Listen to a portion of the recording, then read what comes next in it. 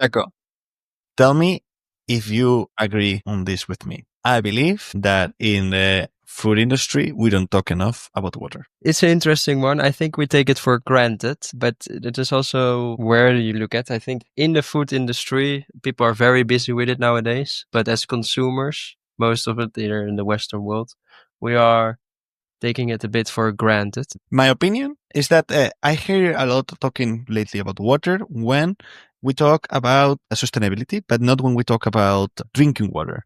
That is something also very, very important. Going to some of the data reported by the World Health Organization and by the United Nations, 2.2 billion people around the world do not have safely managed drinking water. 4.2 billion people, so we're talking about half the planet practically, do not have safely managed sanitation services. So we're talking about one of the most important elements for our survival, along with food. And we're in a situation when in most of the world, it is not granted that we can have safe drinking water. Yeah, it's crazy. I've been to Vietnam. It was my first time also outside Europe, and I was in the middle of nowhere touring around, and there was no, like, as you said, there was no access to like drinking water, but there was access to 5G Wi-Fi. And sometimes I'm like, okay, where does this went wrong? Exactly. And how is normally the water that you have to consume in countries like Vietnam? Yeah, you do it always from the bottle. Bottled water. So we are talking about water that already generates a lot of waste in forms of plastic. Yes. Not only that, we already are aware like the use of plastic can lead to the increase on microplastics, PFAS, and other chemicals in the water. So we are in a situation where even that water that is safe for consume might not be even safe for our human development. What if I told you that there is a technology that allows to take any water, like seawater or water of the dirtiest river you can imagine, Yeah, or and make it even drinking water? even water, like that we can reuse from ourselves, like pee. Well, but kind of. I mean, if there's H2O there, if H2O there, I believe that we can make use of it. So, dear listeners, enjoy the conversation with the co-founder of Wayout, Ulf Stenerhag.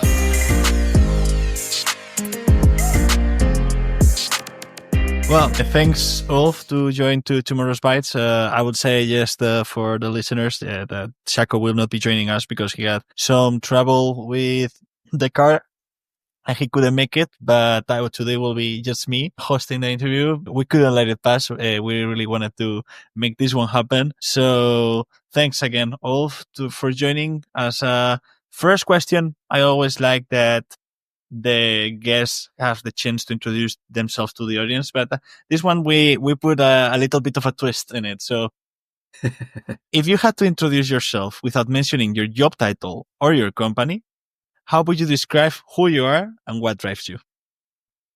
Wow, that's very, very. I mean, it's easy in one way, it's difficult in another way. I would definitely say that my dream would be to spend all my time doing music, writing music, playing music. So basically, plan A and plan B would be music. And unfortunately, I was obviously not good enough to become that rock star I wanted to be. So I had to kind of move over to save the world instead.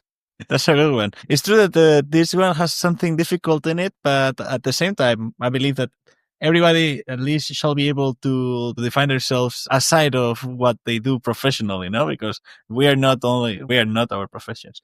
You were mentioning music, and exactly that is the first thing that I wanted to touch because I remember that when we talked, you said that was actually the core thing, the thing that you really wanted to do.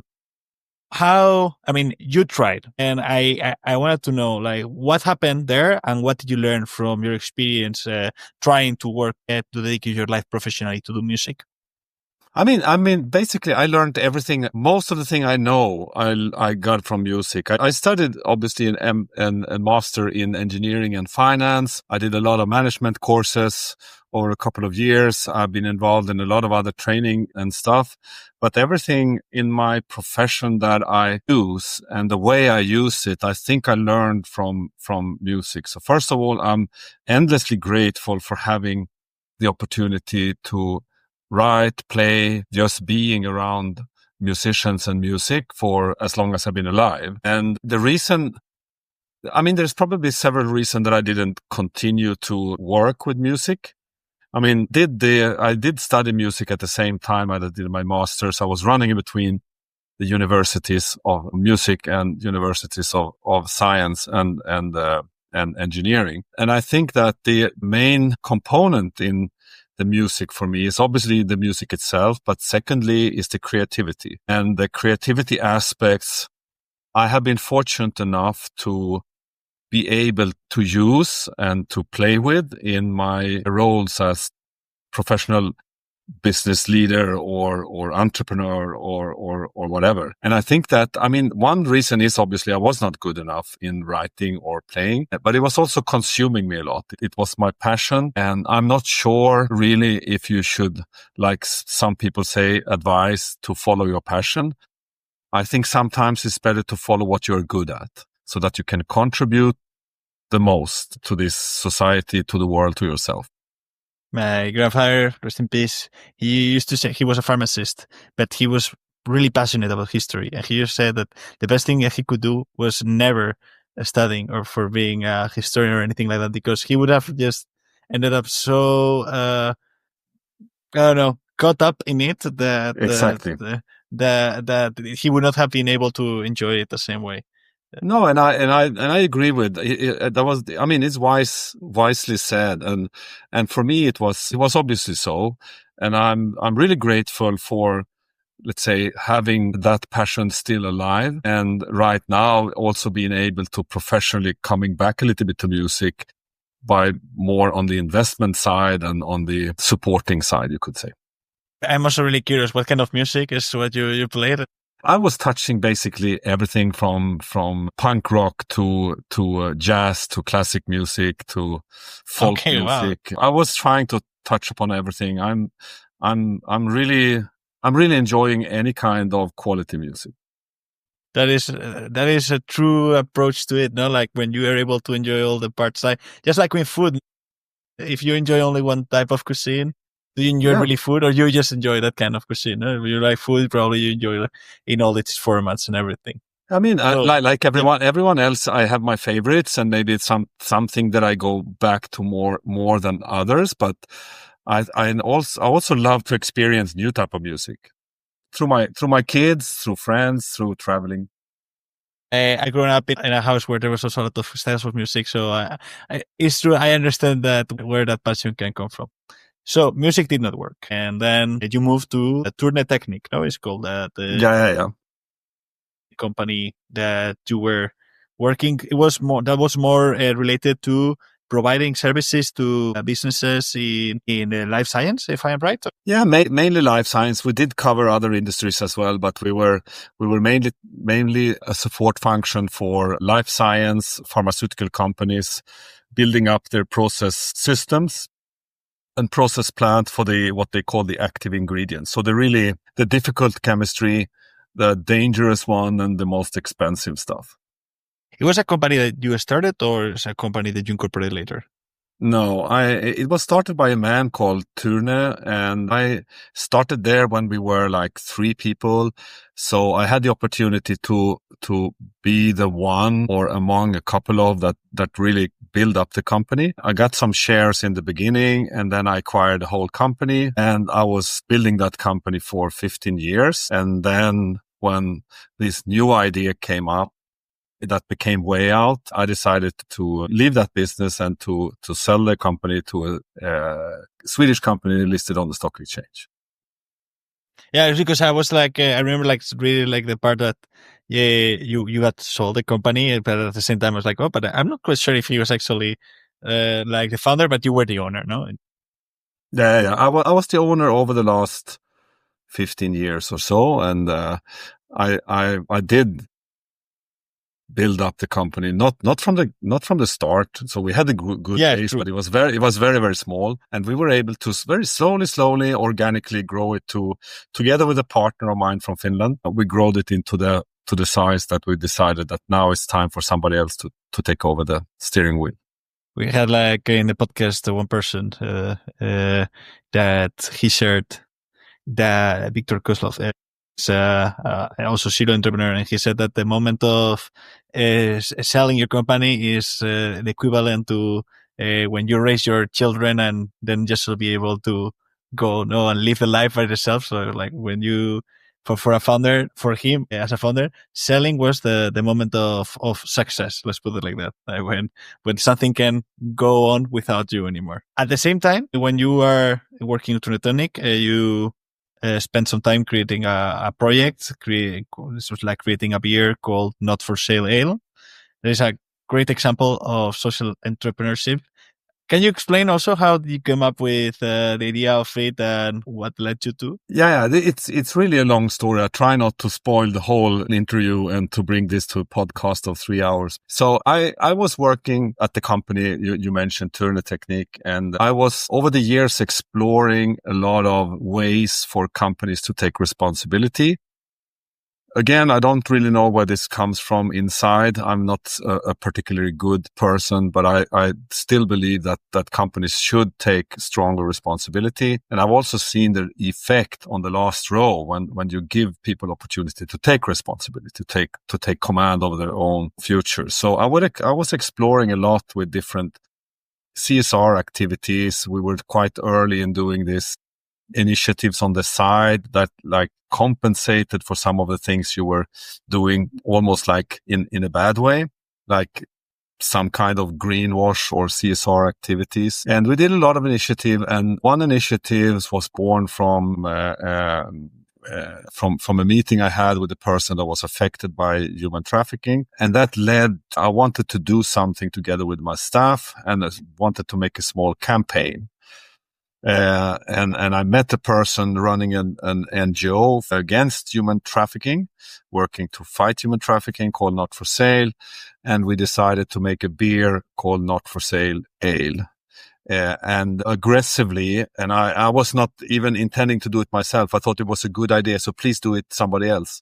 Give away 100% of the profit, because I was kind of tired of this give away 10%, give away. I'd like, give it all away. It's dedicated for this purpose. Just go for it. Unfortunately, nobody else did do that project, so I have to do it myself or together with my staff. So I was kind of not unwilling, but I was lazy enough that I wanted somebody else to take care of that idea. But finally, we did it like a campaign.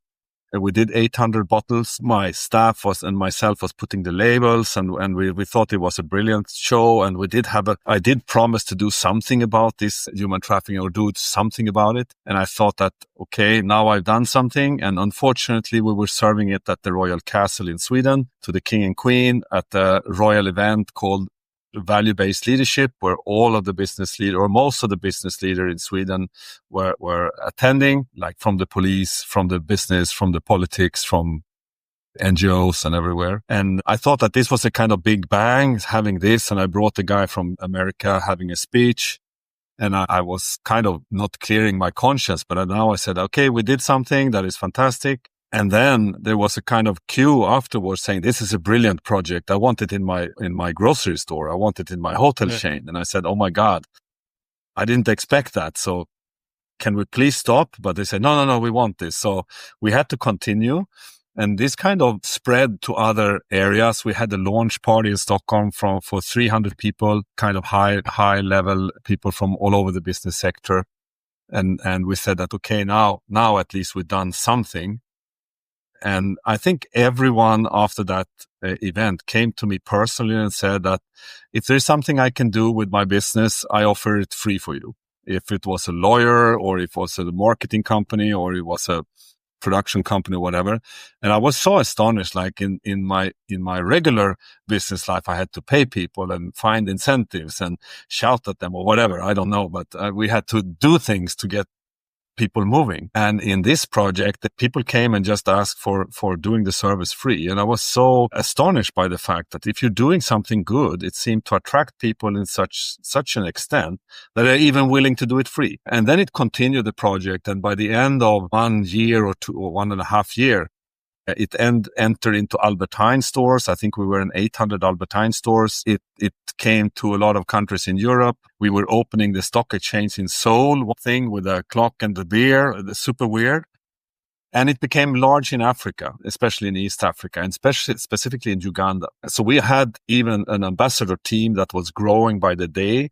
So we had maybe 300 ambassadors with a T-shirt of Not for Sale Ale, shouting basically, "We want the beer now." So we had to start a cooperation with the brewer in Uganda. So it just moved on, and it kind of growed out of proportion. And it even came to not be noticed by the San Francisco University. So I was over there and having some lectures at some entrepreneurial courses, and that led basically to I was questioned that I really know something about fast moving consumer goods or beer or beverage or branding or anything like that. So some of the brilliant student in the class was asking, maybe you should dig where you stand and build manufacturing site instead. So basically I got back and I was on my way of kind of figuring out to leave the former company. Yeah. And I did want to have some kind of projects going forward. And I thought, like, let's take a paper of 2 white paper, one that what does the world need, and one what should my job be going forward. And this kind of came from the experience with the beer side and my former job. And I wanted to build something where you basically produce where you consume, small scale, with all the buzzwords that we're all talking about: environment, sustainable, empowering of the people, all these things that we all talk about and never do. So I wanted it to build it into the core of the company. And it all came from that experience, from these kind of projects on the side, and specifically the beer side. And finally, we entered into a place where we needed to build a plant. Yeah, I mean, I really wanted to dig into this because I believe that there's no way out, without beer, not for sale ale, probably, and that is why I think that's part of a core part of the journey. I think it's really beautiful what you're sharing about how people in some way gets to be moved by honest intentions, and that is something that people tend to struggle sometimes with. We were talking also sometimes with other entrepreneurs or investors that normally businesses that have like a clear mission of what they're trying to do something tend to success more than like people that just jumps into the wave because this, for example, this is sustainable and I think I can make some money with it. So there is not like a clear alignment, and it's really beautiful to see like what actually, how can really move people to even do. It's like this domino effect, or that starts with something small and then you get like more people and more people joining. But then let's move out to Wayout. I really want to understand, okay, so how is the moment? How did you come up with the idea? What were the first things that started going to your mind to what would be like the prototype of Wayout, maybe? I mean, in the beginning, it came from this beer idea. I was, let's say, doing the beer side, and I had this process technology experience background, and I had some kind of very strong intention of doing something good. And I mean, not only do a good service, but doing a company that is from the DNA good. The more we do it, the better it is. And for me, it was very clear that there was a need for finding ways of making smaller, let's say, industrialization in another way. I think we failed completely when we did industrialization, we did it so far. I mean, a lot of things are good, but it actually put us into kind of the end of the cliff, and where we are in a very dire situation right now. So I wanted to try to figure out how should it be done? I mean, should we just stop all the industrialization, or should we redo it in a different way? And I had from my perspective, it was very clear that we have to do it distributed, like inspired by internet, when the content is produced everywhere. and you just have a grid that is connecting it. Or the current situation with the connectivity. You don't have one radio mast in one country and then send it out. You have 5G mast or 4G mast all over the place. You produce basically close to where you consume. Like the energy sector today, more and more becoming a distributed technology. I believe that the rest of the industry has to go the same way. For several reasons. Transport is very, very costly and it's destroying the planet. We have to make sure that the money that is created in the local context stays in the local context.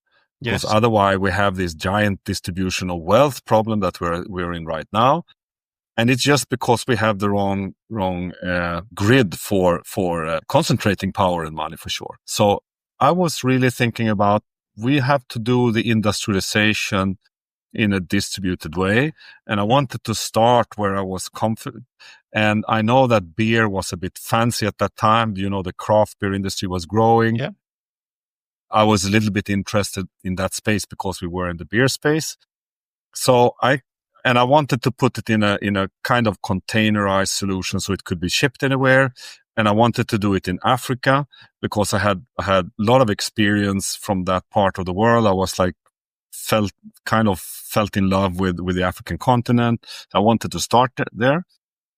So it became this container, and I wanted us to be able to use any water source, and we should be able to do water, soft drink, and beer. So the brewery was a central point of that. And so I had some engineering friends, obviously, and brought one of them in as a co-founder of this. So helped me out with making really the drawings and the design work of that. And then at some point where we started to finish this, let's say, brewery, we already had basically 2 clients because we were traveling around in Africa and trying to get clients before even starting the company. So that was another thing we wanted to do. We didn't want to do a concept and then try to push to people. We wanted that to have some kind of idea that came. You need some validation, no? You need to exactly. Yeah, I've met too many companies that have brilliant idea that nobody wants. So we had this idea, and in the middle of this kind of engineering intense journey, I had a very strong wish that we shouldn't become another of these boring engineering companies, never taking our development focus from the user side or the user perspective, but only what's possible to do and do crazy stuff. So I brought in another friend as a co-founder that was a very good, let's say, branding master and concept maker. And he was the one really pushing us for bringing the first concept that the name of the company was Craft Africa. And he brought it into the concept of Wayout. And I think he was also the one that really at some point, I mean, we realized when we were sitting and having the beer at our first installation in Serengeti that the world doesn't need more beer. The world needs more water. I think we all realized that, but we were all keen on continuing to do this beer side. And from this branding concept side of it, he was really pushing us to skip the beer side and skip the soda side and concentrating on the water side. So we had all the water technology already, but it was just a part of our offer. And we decided during COVID that let's just go all in on water because it's a larger market, it's a more dire need, and it's more interesting by the end of the day. So the first unit was like a 20-foot size container where you serve the beer where you produce it. It's like a watermelon. You put the straw and you drink. So you skip transport and you skip packaging.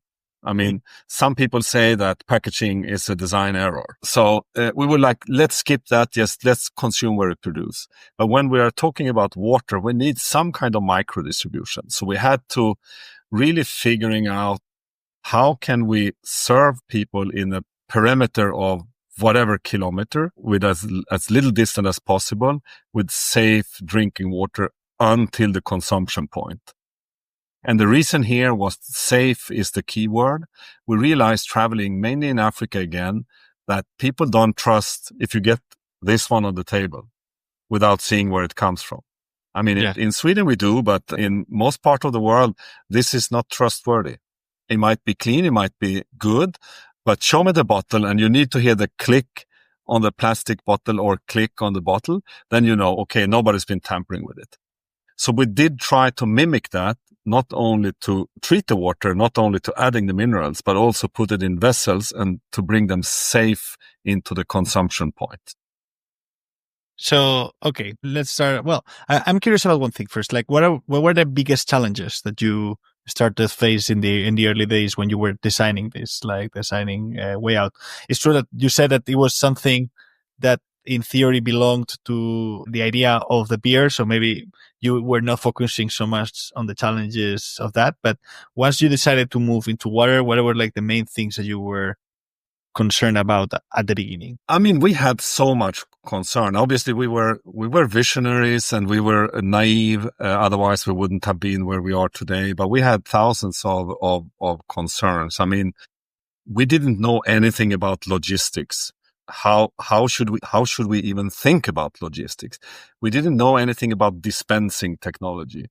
I mean, we were engineers and we were visionaries that were trying to solve a big problem. So from the conceptual idea, we had a lot of, let's say, white spots. So that we didn't know, that we had to research and figure out and learn from others. But the true main, I think that the true main problem for us has always been the financial side. And I'm not only talking about financing our own equity raise or construction of our very expensive machines. That's obviously a challenge by itself. But let's say that we have two areas of people wanting to have our technology. One is the companies that is already producing all this trash and plastic bottles or whatever. We can solve that for them. We have a technology for them to be more efficient, more profitable, more sustainable, and without any garbage or plastic and chemicals and CO2 whatsoever. So that's a client space. They usually have money. They usually have the clients. It's not even disruptive. It's a replacement of their current technology. Yeah. It's a huge market. It's like $300 billion or whatever. So that's a big one.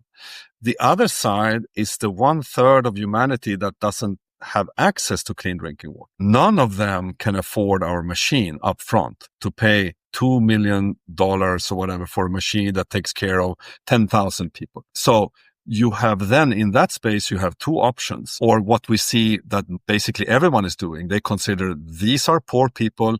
Let's give them bad technology. I was touring around again in Africa and I was absolutely frustrated and angry seeing that some of the largest company in the world was supplying a water kiosk to a vulnerable village that has a extremely low income or no income. It was technology from Second World War and it was stinking of chloride. So I said, there must be another way for those people that are in need to keep the same quality or even have a better quality and find another financial engine to it or a financial proposal or another model. So that's where we have been struggling for a very, very long time to figuring out how can we offer a long-term solution that has a high quality to people in absolute need of water that is safe and that is not costing them the fortune. So that's the main challenge. All the rest is basically straightforward product development that any company has. Yeah. But I think that has always been our main. How can we reach those people that are in most need of our technology? I mean, we can industrialize it through selling it to the wealthy companies. That's obviously what we're doing to try to bring down the cost. Industrialize it, doing it one again and again and again and again. But parallel to that, we have to figure out the way we believe to reach those people, and I think we have right now. Well, maybe this question comes too late, but I really want to understand well. What is Wayout and how it works exactly? Like, I mean, of course, tell as much as you can tell with IPs and stuff like that. But I'll tell you everything. Okay, because I'm really curious. It's something that the first time I read about it, it's like, this is too good to be true. No, but basically that's what we heard all along, and we are happy to hear that. But it's also obviously frustrating that it's not moving faster. But so what we have is a concept for bringing an unclear source, or let's say dirty source of water, until perfect drinking water in a safe way all the way to the consumer. And we do that by, first of all, we have a micro factory that is a 20-foot size container. Into that container, we take any water source, whether it's river or seawater or industrial wastewater or bad municipal water. So first step is that we are treating it to basically H2O. That's something a lot of companies do. Then we're adding the minerals so that you get a nutritious and healthy water. Some companies do that too. And then comes the magic for us. We are filling vessels in this microfactory that are non-plastic. And we are filling them in a totally closed way. There is never an open way from the atmosphere to the water itself. So nobody can tamper with it. You can never have any kind of infections or bad stuff into the water. So these vessels that are now filled, stick, and inside this 20-foot size container, leaves then the container like this traditional 5-gallon plastic jugs that is like 19 liter or something. Yeah. In the same way, with the same infrastructure, you deliver them to other people's home, or you have a pickup point, or you deliver it to office or schools or hospitals or restaurants. So this is the large vessel where you consume most of the waters in the world today. So then we developed as well a dispenser where you put this vessel on top. And this dispenser is a special one that recognizes the mechanical lock that we have and is the only mechanism that can open it up. So there is never the water is never open, not even at the dispenser side. So there is also a digital connection from the microfactory, from all the vessels, and from the dispenser. So everything this is cloud-based. So we know everything that goes on. We have 200 IoT points in the microfactory. We measure quality, efficiency, anything there. And then we measure the last mile delivery of all these vessels. So we can control the fleet. We can plan the most delicate and, let's say, from a cost perspective, best route planning. And then we have all the data from the consumer side. So the consumption patterns, when the vessel is empty, when you need to replace it. Basically, we can knock on doors and say that, I see that you have 1 liter left, here's a new one. And then the vessel goes back in the same way as the traditional bottling company does. And when we are filling the vessel, we are cleaning the vessel first in one shot with an ozone technology. This is also patented technology. So there is no chemicals. There's no hot water. So we're saving cost. We're saving chemicals. We are not using hot water that use a lot of energy.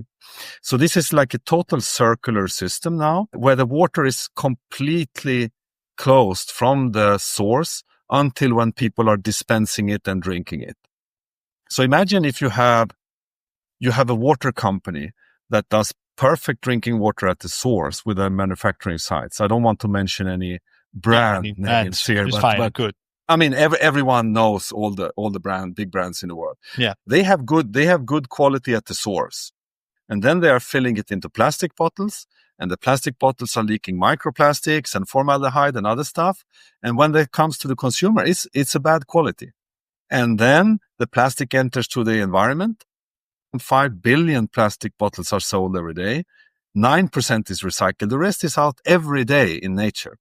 So we get, let's say, a lot of bad stuff in our body. We get a lot of bad stuff in nature.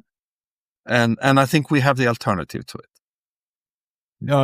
It really, I mean, and I didn't know also the whole part of the traceability for you as well, like the way that you can check that everything arrived and everything is connected. One of the questions that my colleague Shako had that he was really interested into is, what about, is adding nutrients as effective as the nutrients that normally would be in the water, like in terms of bioavailability and the stuff, is the same as drinking water, or there is like a reduction? No, I mean, we are following recommendations from WHO and for other or organizations. And, we measure all the minerals inside. So we're checking it, and it's absolutely totally equal to whatever kind of mineralized water you have. The only thing is that we don't have microplastic in it. We don't have hormones in it. We don't have formaldehydes in it. We don't have other stuff in it. Because the groundwater today is so polluted, so everyone has to filter the water, basically. And it's raining microplastic in Antarctica. We have microplastic in Mariana Trench. If you get a mosquito bites on Maldives, you get microplastic in your blood. So it's not that we have a clean source anymore. We have destroyed that opportunity. So we need to industrialize the water production, whether we like it or not. How do you envision that the expansion and scale up of Wayout would impact the supply chain? How do you imagine like the general supply chain in that sense? I mean, right now we are talking about a model in which you deliver with these micro factories, but then are we talking about that this shall replace completely bottled water, take into account that many countries, for example, I believe the US is quite a standard also to drink bottled water. In Spain, I can tell that in many parts of Spain is also a standard to drink bottled water. And I was wondering, it's like, how is this supposed to replace like all the bottled water in the world? Hopefully, or you don't envision that it's possible to reach that far? I mean, obviously, it's a almost insane ambition to say that we can deliver a system to get rid of 1.5 billion plastic bottles per day. But of course, our ambition is to have a paradigm shift in how we produce and consume water. We start with the 5-gallon ones. It's a market size of around $20 billion US. And I think that 1 to 2 billion people are touching upon the 5-gallon supply of water every day. This is something we can change quickly. I mean, we have a complete replacement. We can even put our dispensers with an adapter, our bottles with an adapter on current dispensers. There's no need to change infrastructure. We can just save cost, chemicals, CO2, and all these things that we are, let's say, polluting our environment and our businesses and our bodies with. So that's thing where we want to start. We believe that we can do that in the next maybe 20 years or 10 to 20 years, maybe even faster with potential partners aligned with our projects. I mean, we already have strong partnership with companies like Siemens, companies like Alfa Laval that is really helping us to scale this opportunity. But going even further, probably we need even, more industrial partnerships on that side. For the next step, where we want to target the on-foot, let's say, bottles, which is another market size of approximately, 200 billion US dollar. We can address some of those already with our current technology. Let's say you enter in a hotel room, you get 4 bottles of plastic bottled water, 500 milliliter. You brush your teeth and you toss out half of it. You lose a lot of water and it's costly and it's bad quality. Instead, having our dispensers in the room, you can save a lot of water and you can have better quality. But then if you have a situation where you move from A to B, let's say you're commuting from one city to the other, you want to bring your water with you. Then we have to move into smaller vessels. And we have a proposal for that with a stainless steel vessel that is even connected. We believe that is the future. But I believe that we need to build up the grid first. So we have our production units basically as a grid, like you have a 5G network. And then we can have a fill-up station basically everywhere. And they could be digitalized. So we can have subscription models. Imagine you have one bottle containing 100 liters. And you go to your 7-Eleven or Starbucks or whatever, and you just blip it. The money goes to the right dealer. Digitally everything, and you have your subscription, and finally you have a value in your bottle that you want to save it. I have 10 of those stainless steel supposed to be multiple use bottles from a lot of branded activities, but there's no value in it, or it's a low value. But if you get a subscription into it, 1,000 liter, 100 liter, something, you keep it. Is this also like a kind of technology that you believe that could be in the end also found in like tap water from the houses? Because can it be used? Do you believe they can like also be expanded to big like purification water plants, or maybe just to before the water you use it in the tap that there's like some system? Because in the end, for example, that is how in my house, in the house of my parents here, what we have is like this little tap separated from the normal tap, with that the water gets chlorinated and stuff like that in order to clean it. Is that something that do you believe that this technology can also get up to replace? Yeah, I mean, first of all, I think that the water industry or water situation will be completely different in 10 years or 20 years. First of all, we are polluting it so much, we need to really, really take care of the purification much more. The old infrastructure doesn't work anymore. Otherwise, either we have to upgrade all of them or we have to do something differently.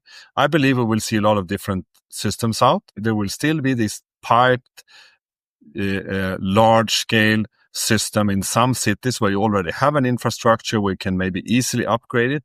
But I don't think that we will find a situation in Mexico City where there is one municipal company taking care and you have perfect drinking water in all the taps and people start trusting it. I think that is basically too naive to think that. So we need to find new solutions, and you will probably see those solutions be born in areas with the highest need. And you would find leapfrog technology. Why install a new pipe system to dig up the whole town when you can have an infrastructure like ours where you don't need pipe? You basically have a virtual pipe, but you consider the let's say the highly valuable water only the drinking water. And then you have probably municipal water for your shower, for your toilets and whatever. And then the drinking water is served differently. Like it actually done today, because even if you have a tap in most part of the world, either you have an under-counter filter, and I'm coming back to that soon, or you have this commercial water. Yeah. So what we see in many parts of the world, it's like a combination of even 3 steps, saying that first of all, we have a municipal water that we don't trust at all. We use it for utility water, that's shower. Shower, yeah. Then you have another, let's say, higher volume water that you don't drink, but you still want it to be rather clean. It's for your hygiene or for your cooking. Many people use under-counter filter for that. And then you have the drinking water side, which is your premium quality water that you want to drink.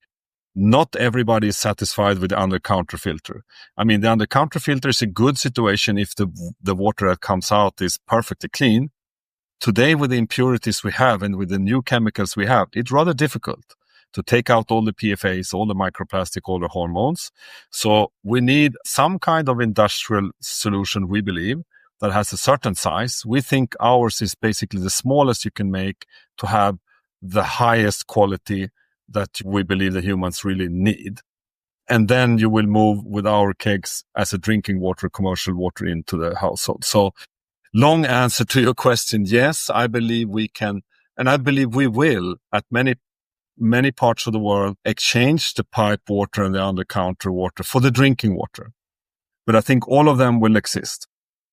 I'm curious as well. Is there a way also? I mean, as far as I understand, the system in some ways aggressive with the non-drinkable water in the sense that erases, like takes out everything. It's only H2O. Do you foresee that there is like a possibility of developing a system where you can select or leave out the bad things or the undesirable things while you keep the nutrients and stuff like that? That in the end also would in some way save you a step in the production?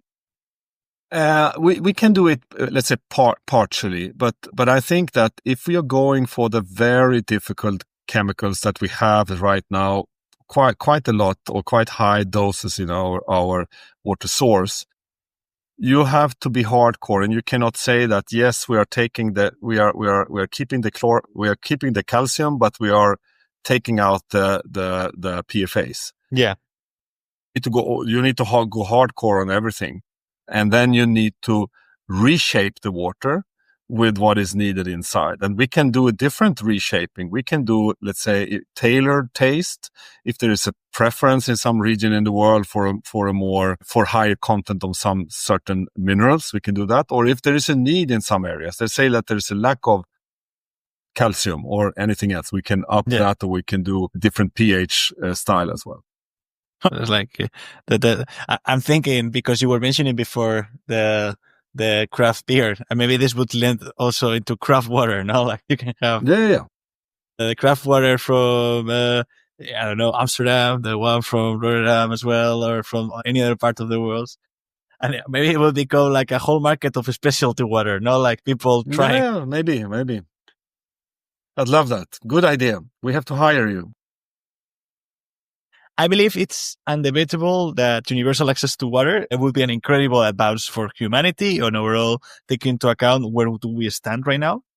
However, something we have learned with many other resources is that when they become broad and accessible, they tend to become a commodity. And when something becomes a commodity, it also becomes less valuable. Not less valuable in terms of money, but people tend to care less about it. No, there's something that happens with food in the Western societies is clearly one of the most clear examples. Do you believe that this is something that we need to be careful in a world where everybody can access to water to, like, because when something is less valuable, it's also easier to waste it, no? For example, for the people. Well, yeah, I'm not sure if water is going to be less valuable, even if it's a commodity. I think water is going to be more valuable. The thing is that we cannot survive without water. We die, basically, rather quickly. So it's a very precious resource and it's a very precious utility for us. And I cannot see a future where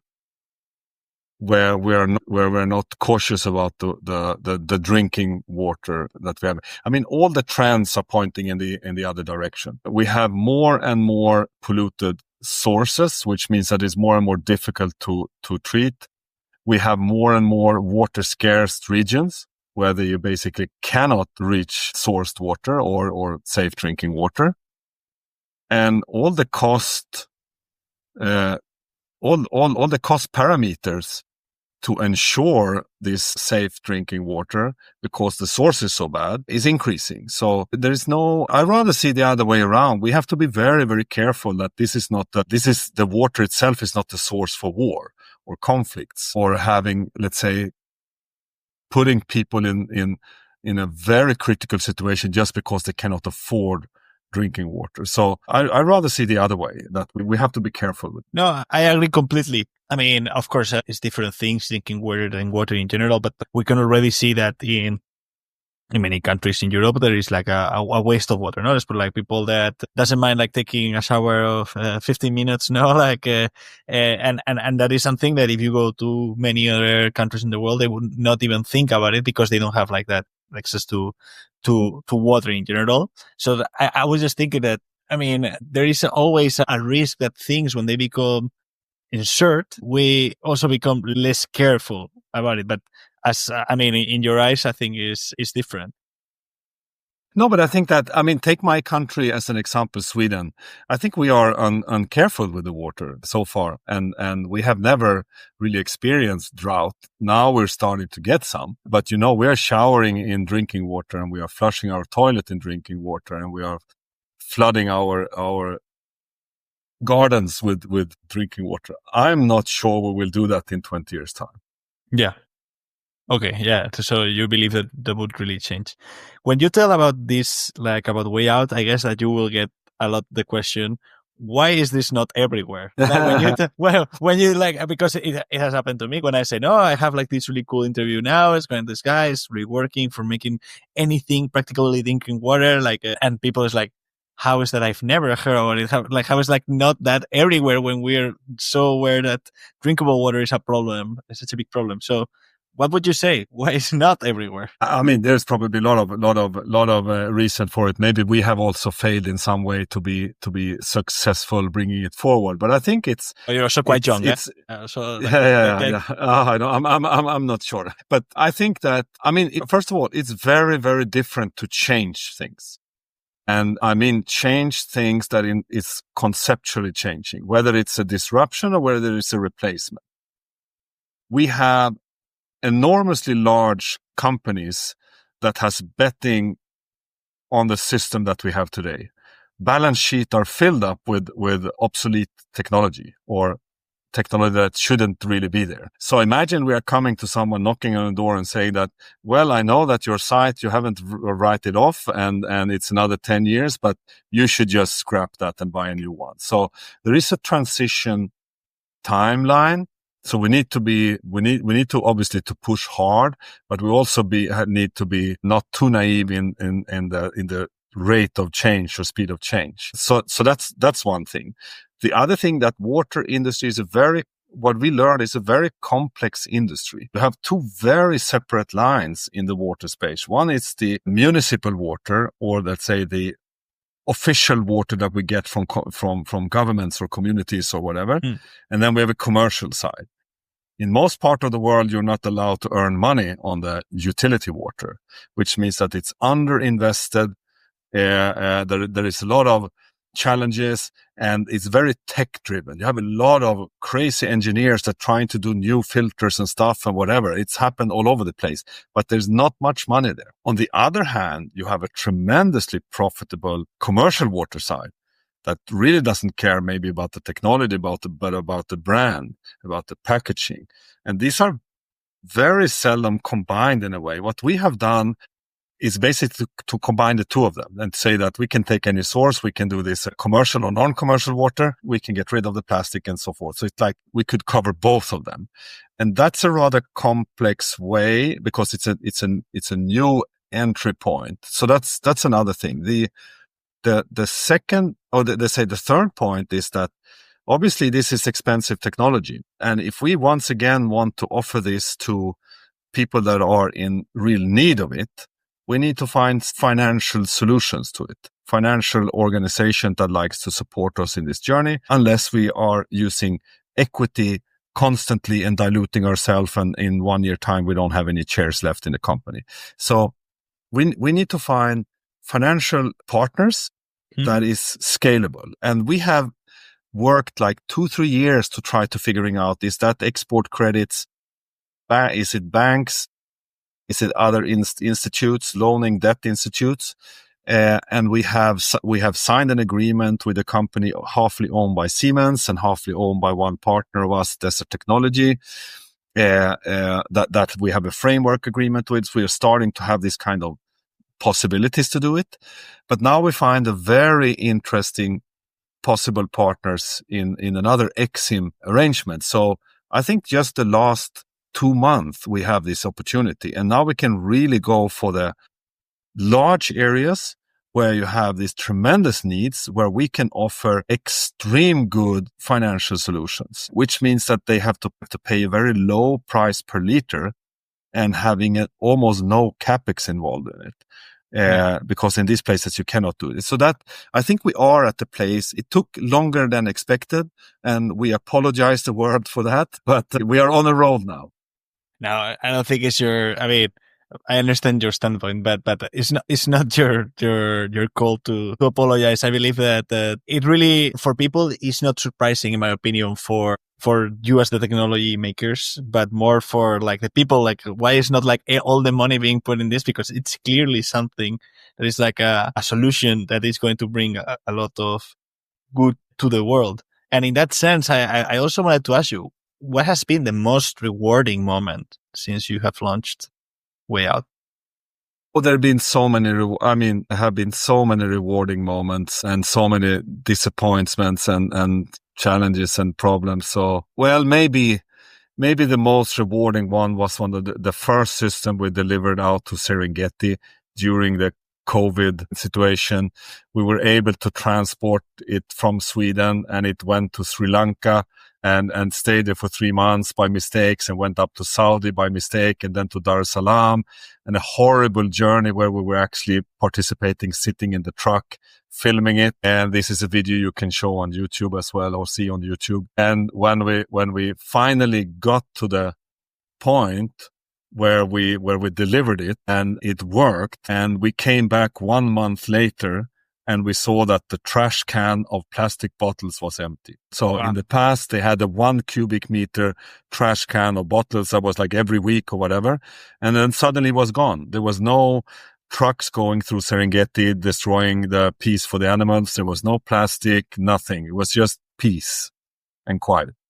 Oh, yeah. Oh my God. I mean, I didn't live that moment, and I get like this ripple, rewarding or satisfaction. Just, I understand like how that fulfillment feeling there. You also were talking about disappointments, mistakes. What is a mistake that you said that you really learned from it, like in this challenge? Again, it's thousands of mistakes. What would be the most important one? Or the first one that comes to your head. That can also work. Again, it's really thousands. It's really so many. We have done so many mistakes, but again, you learn from them. So hopefully, I mean, we were quite eager to make this succeed. So we were putting a lot of cash into building machines in a little bit too fast pace. Yeah. That did jeopardize the company several times financially. And I think that that's something and especially I, who was really responsible for it, really think we should have done differently. That put ourselves and the staff and the concept and the company at risk so many times. We were overspending with the ambition of doing it too fast. There is a good saying that if you're doing it too fast, you often get nowhere but fast. I love it. Yeah, it's really visual. It's true. It's definitely true. Talking about moving then, how do you see Wayout evolving in the next 5 years? We like to see the development in all continents. I mean, good reference cases. We like to see it on the commercial space, helping the companies that are today maybe the biggest polluter of plastic in the world, getting them to clean up the mess, at the same time helping them even becoming more profitable. Parallel to that, seeing that we can reach really, really the most vulnerable places. I mean, today we can probably reach rather vulnerable places, but really places where you don't have anything, and finding models for that. I mean, both financially and both with our technology, so that we can have this as an infrastructure for the future. So having kind of a future-proof infrastructure also for the people in most need of safe drinking water. Okay, then we really hope that is what you get. We're really moving to the end of the podcast, where we'll do like some closing questions. But before that, in tomorrow's bites, we tried at least to reach to an audience that is really eager to make an impact in the world. In this case, through food and beverage and agriculture and everything that falls under the food system. If someone listening today wants to make an impact in sustainability or just building a better world, what is your advice to them? Just do it. Don't think too much.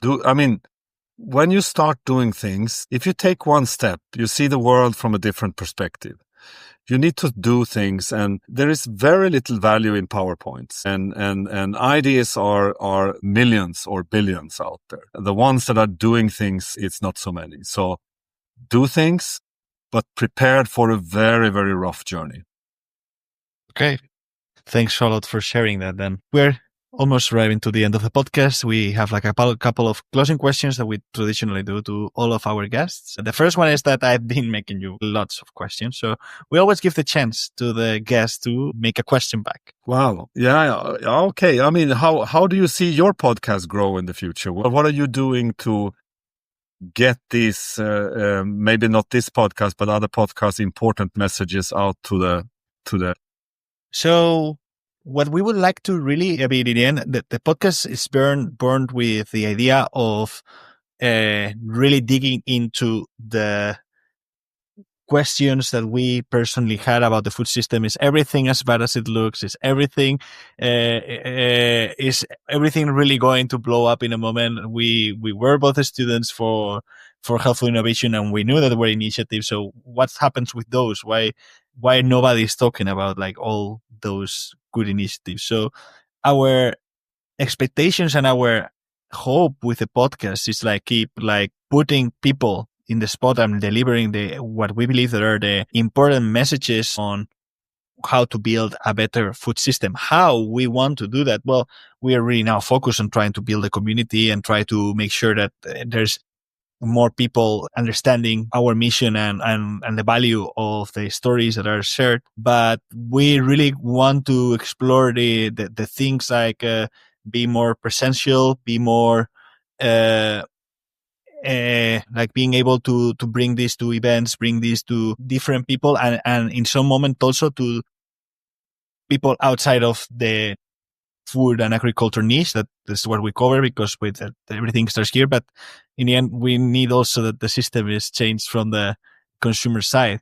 So I think those are some of the goals and some of the things that we hope that the podcast evolves to. And also we have other ideas that we will share that more in the future. But we really want to see a change in the system, and we believe that sometimes things are also less complex than they want to make it look. And let us know if there is any way we can help to spread the message, for sure. Definitely. Thanks a lot. So, Ulf, last question of the day is the arguably maybe the most difficult one, but depending on who you ask, and that is what makes it so beautiful. Ulf, what is your favorite food or dish? My favorite food? Yes, we're in a food agri podcast, so in the end, it's like what? Okay, yeah, no, yeah, I'm a foodie, so I like a lot of food. But I would say my favorite food is fresh caught fish, Mediterranean fish, newly barbecued together with other Mediterranean stuff, done on my boat in Greece. Ooh, that sounds. Yeah, your dish has even a scenario, and it's even better. Like, of course, it has to. Yeah, it's important. Yeah, the context. No, the context is what makes it perfect.